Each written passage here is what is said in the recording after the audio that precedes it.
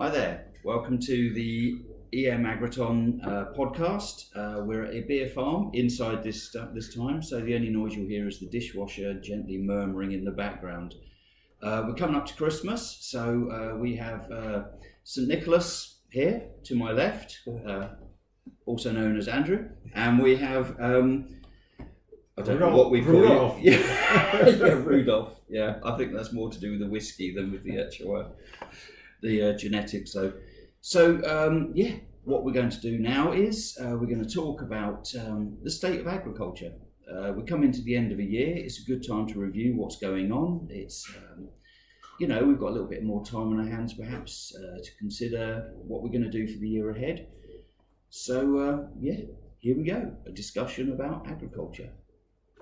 Andrew, what is happening in agriculture at the moment? It's probably the $1 million question, isn't it? I don't think anybody truly really knows. There's definitely been a shift in attitudes, obviously with the introduction of elms coming post-Brexit. That's going to shake a few things up and ruffle a few feathers.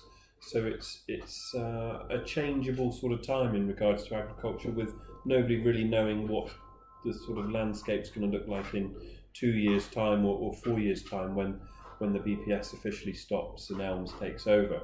So I think it's a case of farmers, as always, being adaptive to what's happening in the industry and reacting accordingly. So obviously the focus at the moment is very much on environmental sort of viewpoints and sustainability, and anything farmers can do to increase their sort of environmental sustainable credentials is a good thing. So people are looking at the use of fertilizers, how that's impacting the soil, the environment and the crops that are being grown, and in dairy industries as well, it's improving efficiencies.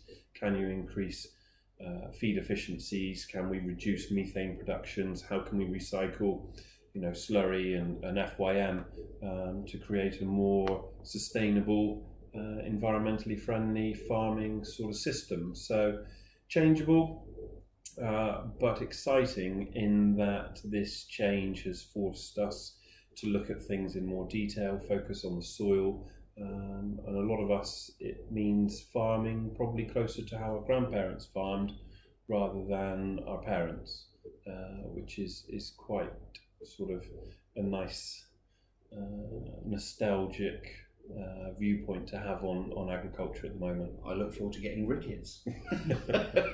So you say it's like being forced on us. Do you see this as a top down, or do you see farmers as actually welcoming this?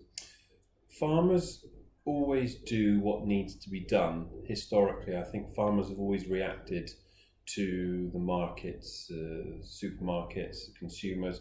Whatever is needed of the farmers is generally produced. The growing population forced farmers to farm more intensively. They reacted to a problem and solved it, just like they have done many times in the past and will do in the future. The consumer now is putting pressure on the supermarkets. The supermarkets are putting pressure on the farmers.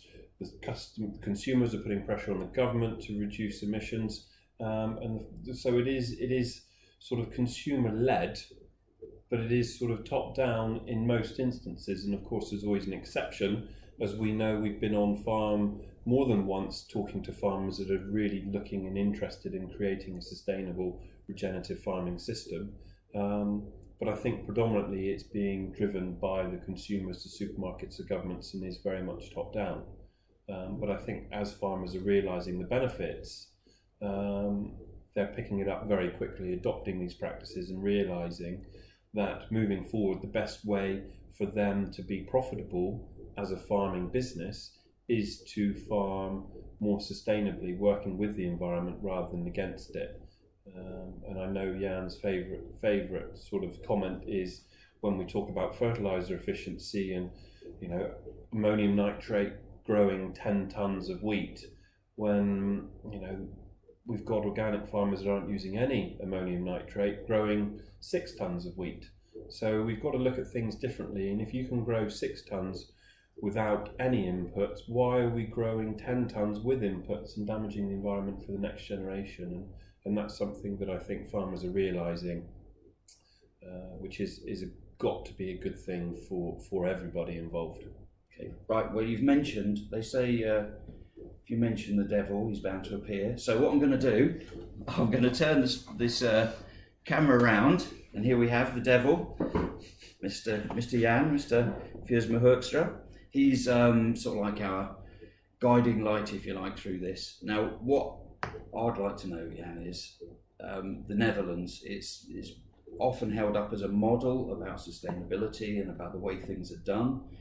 Do you see, after Brexit, that the UK, with this ELMS system, it's going to be us coming more into line with the way things are happening in Europe and the Netherlands? Or do you think the Netherlands is just that they're doing their own thing, they're setting the standard and moving forward? Or do you think everybody has to change and there's not enough being done already?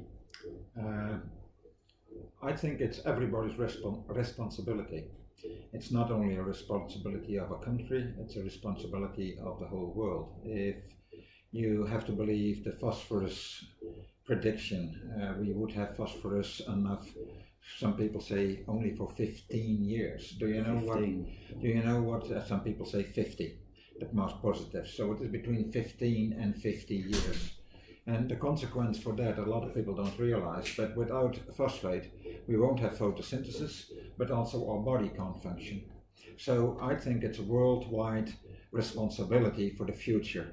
And everybody, we are fixed on the moment, let me put it this way, we are fixed on the moment in the idea, in the belief that more yield is always better. And there is a thing as well where, and we have to look at it. Of course, we have to have an income, no problem with that. And to make money from agriculture is a must, we agree. There's only one thing, it's not only the farmer's responsibility, and that is what I regret on the moment, that they put everything on the back of the farmer.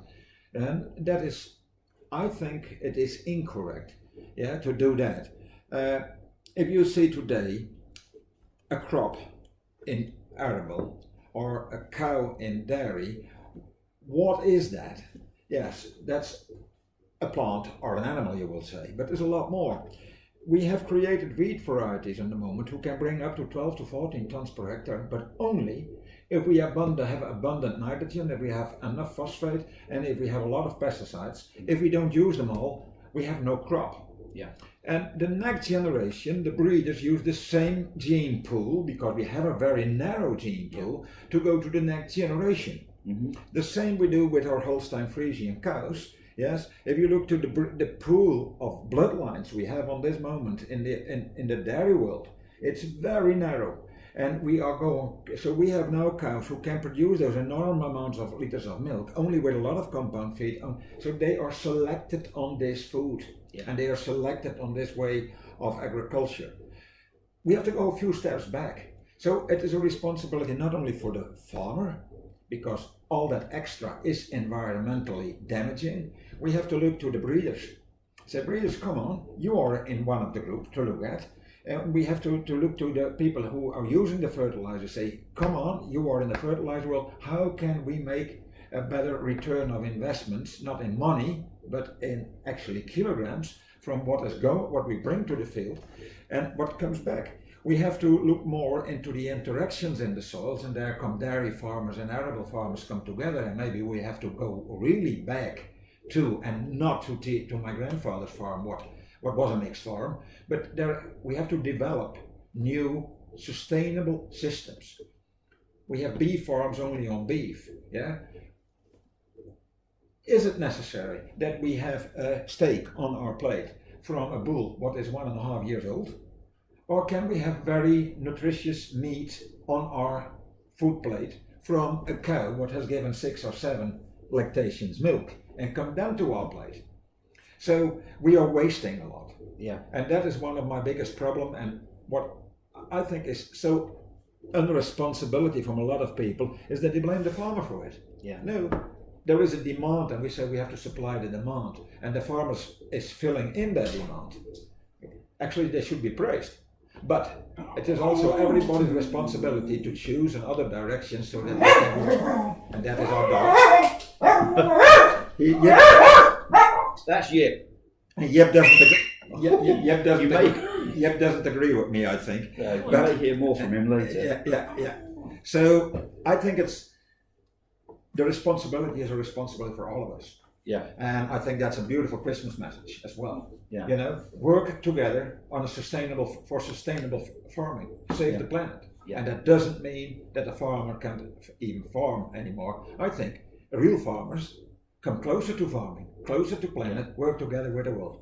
Okay, right, I'm going to turn the camera again because we have Father Christmas holding Yip. I don't know if he's going to be drawn into drawing his sleigh tonight, but we'll sort that out later. So, both you and Jan have said about going back. What's the situation? Have we all gone too far forward? Have we overstretched ourselves going future with technology and sort of like the science? Or is it the fact that we need to go back to be able to reconsider? Or is it just a golden era and we're all sort of like in awe of this golden era that we should go back to? I think we sort of touched on it a little bit. Farmers react and provide what is needed. As Jan said, the demand has come from the consumer and farmers have filled that demand.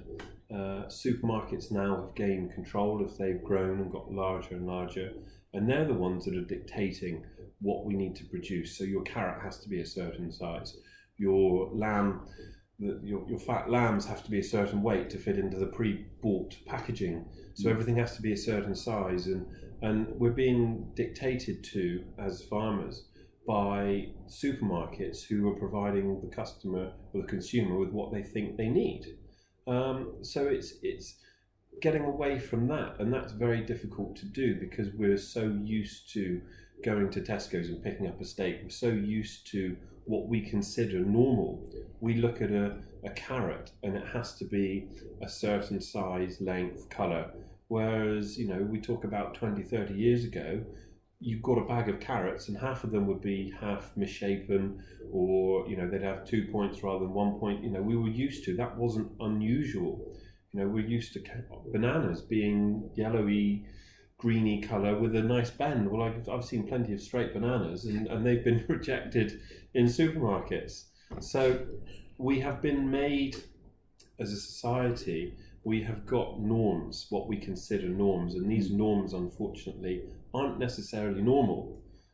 It's just a perception of what we consider to be normal. So I think it's a case of agriculture having to go back to, and this is where I don't think it's ultimately achievable, because the pressure that farmers have been put under to produce certain food a certain way, to look a certain way, to taste a certain way, we've forgotten about these things. And maybe the pressures that farmers are being put under by the government to farm differently means going back to more traditional farming methods. And a pet hate of mine, I suppose, at the minute is people think we need to stop methane production from cows. We need to stop carbon escaping into the atmosphere. It's called the carbon cycle. It's called the nitrogen cycle. We have to have that cycle. We have to release a certain amount of carbon into the atmosphere to be able to then put it back into the soil. The plants need CO2.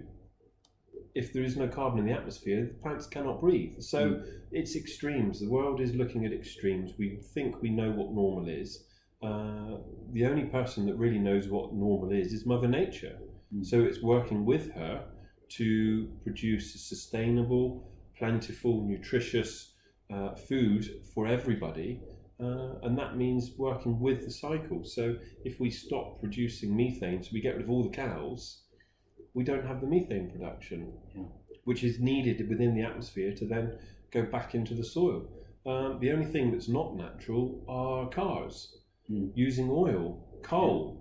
Those things, those resources have been consumed by sort of, I suppose, commercial, big business, industrialization of society is changed our opinion. And we think that's normal, more normal than cows grazing in a field.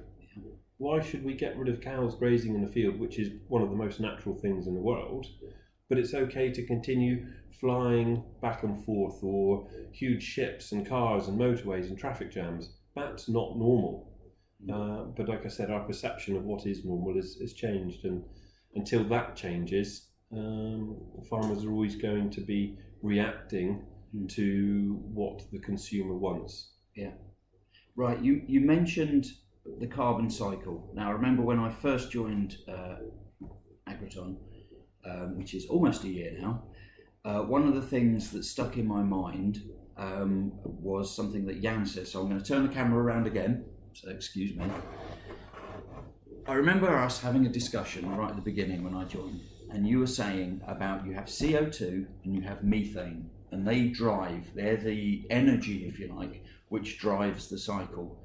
So I said it stuck in my memory, but can you please explain it to me again? You were saying about how you have sort of like almost like the positives and the negative, and then you have this, this movement through the cycle.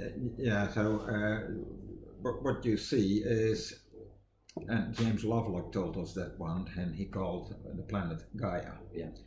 And Gaia comes, I think, from Hinduism or Buddhism somewhere. And what it actually tells us that our planet is a living thing. Yeah. And in a way, if you look to it, it's quite easy to explain. If you see how the tectonic plates in the worlds go back to the center of the earth, and everything is heated again, and the eruption has everything cleaned again, and then that eruption of the lava makes new clay soils and everything. So actually it is a total wonderful recycle thing. Yeah. And the sun is there to shine, and due to the sun we can have plant growth. So because that is a constant energy source, so you need that recycling and everything. And as one of the things what a plant needs to grow, the two most essential things actually for a plant to grow are carbon, and one of the most important things for plants are actually proteins. Mm-hmm. A lot of people don't know that most of the enzymes and almost all the vitamins are proteins. So they are. And what is the essential thing of protein is nitrogen. Mm-hmm. And so microbial life, it depends on carbon-nitrogen ratio. Fungal life, it depends on carbon-nitrogen ratio. So it has to turn around. And carbon is there one for, nitrogen is the other. Methane, if you have methane, and methane on itself is not that positive. Yeah. So because methane, when we have too much methane, it can have an effect on our solar, on the energy what is kept on the planet, and we can have damaging. CO2 on the other hand is essential. Yeah. You need CO2. The whole problem again here is that it's not Mother Earth what makes the mistakes, it's the human beings who live on it. Mm-hmm. So if we want to make this circle close and in an equilibrium, the only thing what we have to look is what is human being doing wrong. Doesn't mean we don't do anything good, but we are making mistakes. Otherwise, we wouldn't go this path. We are making mistakes, and with all our research and everything we have done on but the biggest problem I think is that it's dogmatic thinking. As soon as it was Einstein who once said, you can't solve a problem with the same approach what caused the problem. So if we have a problem on the moment, we need an other way of thinking. And I think there is the essence of this whole thing. And I think science as well, if you look to in the English language, you have a marvelous word, what we don't have in the Netherlands. Yes, in science they use the word research. If you split a word, it says research. In other words, search again. If we are see that we are on the wrong track, and it's the same what I said with our production of wheat on the moment, and our production of milk, and our production of meat, we have to acknowledge that we have made a mistake. Is that wrong? Well, when they made these mistakes, they weren't aware. They saw production was gaining, they saw quality were better. We have this production system since the Second World War. So, but actually you look to the whole epoch of that time, it's only short time. If you look to how old Mother Earth is. So if we see this is the wrong way, research, find, and I'm convinced, totally convinced with the system we have on the moment, we can't feed a lot more people because more and more soils goes into desert or in the unusable. Mm-hmm. So, on the other hand, I am convinced that the planet can feed the double amount of people we have on the moment, but not with the diet we have on the moment. Yeah. Okay. Well, that's quite interesting because one of the things I've been thinking of lately is you're saying about science and research. From a different end of it, if you like, we have farming at one end where they're creating the food and there's the demand and the resources being used. But at the other end of this scale, if you like, is healthcare.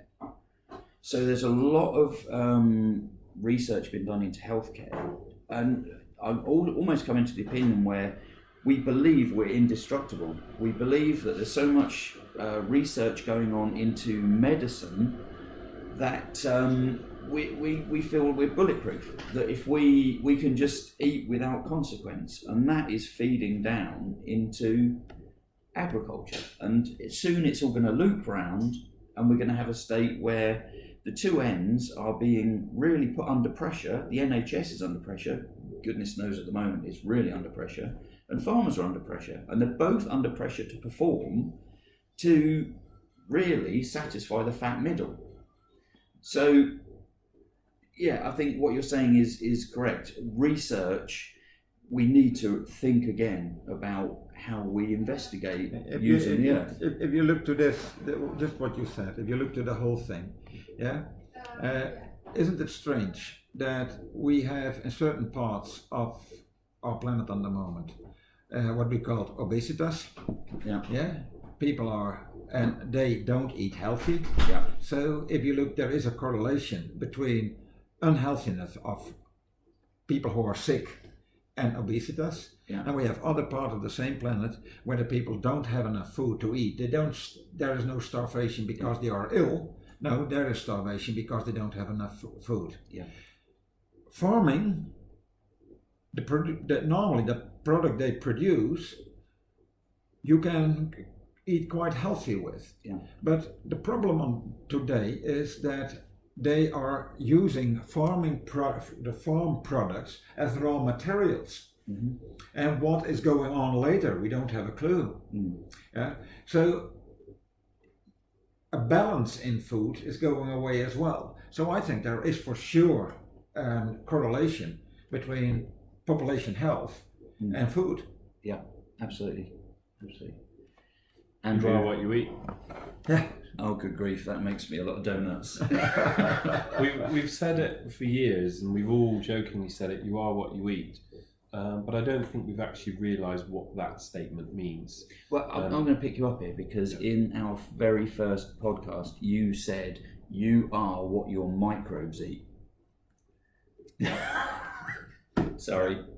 Well, it's true, isn't it? You know, and a lot of what we eat, and I was listening, I can't remember what it was, somebody was talking about the soil this week, was it? I can't remember what it was, and they were talking about it, and I was thinking back to a rumen, and they're talking about the protein requirements for a dairy cow. The majority of the protein needed for a dairy cow is the rumen microbes themselves. That becomes the largest portion. The actual bulk of the rumen microbes, as we've just spoken about, are protein. They are nitrogen. So dairy farmers are feeding bypass protein. Why don't they just feed the rumen microbes in the first place, increase their number, which increases the feed efficiency, and it also increases the amount of bypass protein.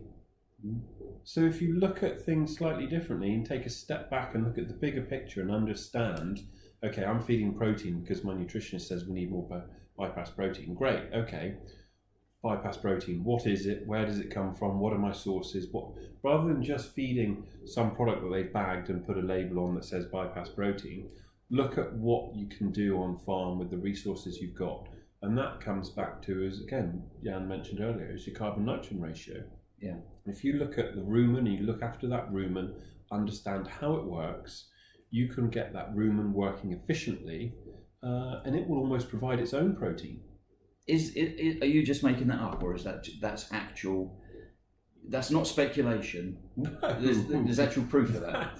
I can no question. maybe I can adjust here something. I know from a farm in the Netherlands who is organic, yes, and who has 13,000 liters of milk in 370 days.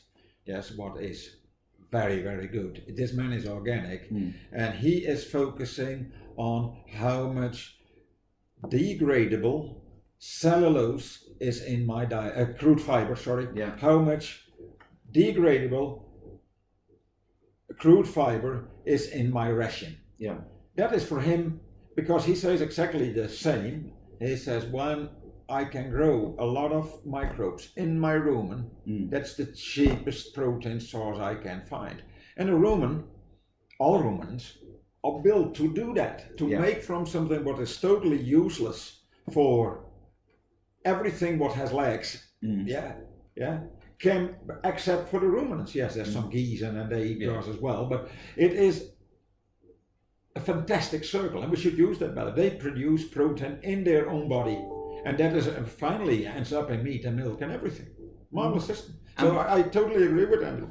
But he might not makes it up. I can bring you to a farm in the Netherlands who already does it. Okay. And that I'm same terribly sorry. cycle, that same cycle's happening in the soil. Rumen microbes are nitrogen.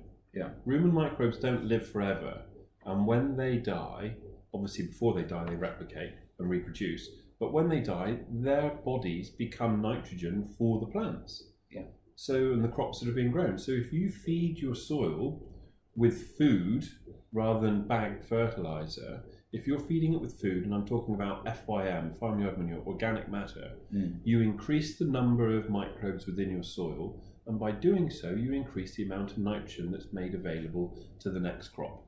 Right. So why are we putting bagged fertilizer onto crops? Simple.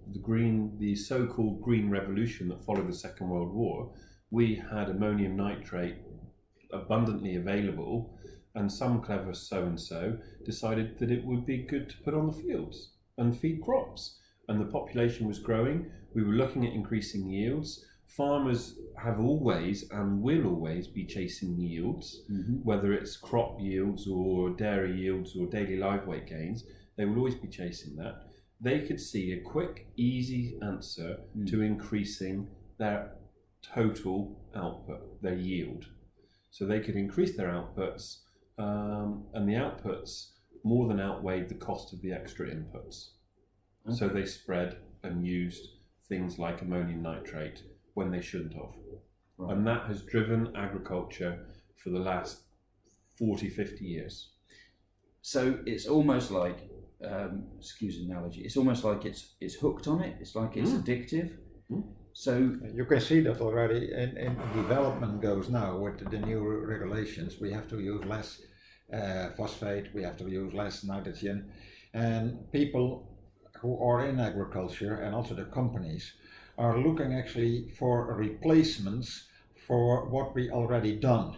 So we look to artificial fertilizers, we look to artificial fungicides, we look to artificial insecticides. So we're looking on a different way, and now we want to make it green, so we put the word green for it, or environmental, an environmental pesticide, and all those words, It doesn't solve the problem. We have to researchers have to research, and we as agronomists altogether have to rethink. We have to find, and it's not difficult because around us, I think today I'm still, although I'm not saying I'm an organic person in the farm way, but on the other hand, I'm thankful that many people started on a certain moment in the organic farming movement, and also Steiner, although a lot of people think he was crazy, but he showed us ways to do it different. The problem with the organic world on the moment is they are going the same way as what was the traditional farming. They have all their own certification systems and everything like that, and that makes, I think, in my belief, it's even worse. So it's like dogma again. It becomes dogmas again. A red tractor, I can see what they want, and they want to bring a product to the market where they can say, we can secure, we have done this. And if you see how much regulations and paperwork could come behind that to approve that, and then by a lot of people it is not accepted, I think, my God, do it different, do it more easy. Yeah. Okay. Right, we're coming up to the half-hour mark. I'm sure people are getting sick of us whittering on. So what I'm going to ask is, it's coming up to Christmas. Not everybody is a farmer, but a lot of people do want to get involved in sustainability. How can they help? How can they do it? Apart from going and knocking on the farmer's door and say, do it properly. How can they... the first, like everything, every movement starts by the person himself. Yeah. So if you really want to help to change, start with yourself. If I have to be very honest, it's hard because I try to do. And sometimes I look in my in where my shoes are, and I think, my God, Jan, you have at least 6 pair of shoes. Do you need 6 pair of shoes? Yeah. And do you know that only 1/3 of all the crops are growing on the field? On the end comes in somebody's stomach. Only 1/3, 2/3 from seed when it is drilled in the ground. Only 1/3 comes in a person's stomach, and those things, buy one get one free. Yeah. If you buy one, the second one is already paid for. Yeah. It is not free. So I think awareness there starts and help each other. It's not the farmer. So look to yourself. What do I do to get a better environment? And then put your finger to the farm. But first start yourself. Yeah. Right. Okay. Well, now as we have got Santa Claus sat here with us, he's not the most merry Santa Claus I've seen, but he'll do for now. What I'd like is Father Christmas to finish off this Christmas podcast for us with some jolly helpful words about how you can basically get your act together. Education. Education is the basis of everything.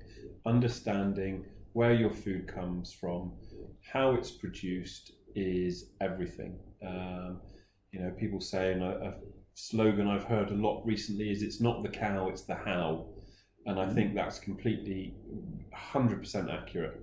Cows are not bad for the environment. The way we're farming is, and that's the key thing. Look at things like Pasture for Life Association, where they're using cows that have been just fed grass, no concentrates, no intensive farming at all. It's just grass-based systems. Try it, give it a try, and I think you'll realise that not only is it better for the environment, but it tastes pretty damn good too. Awesome. Thank you, Father Christmas. Right, well, that's about the end of it. So have a very happy Christmas, have an exciting New Year, and keep listening. Bye.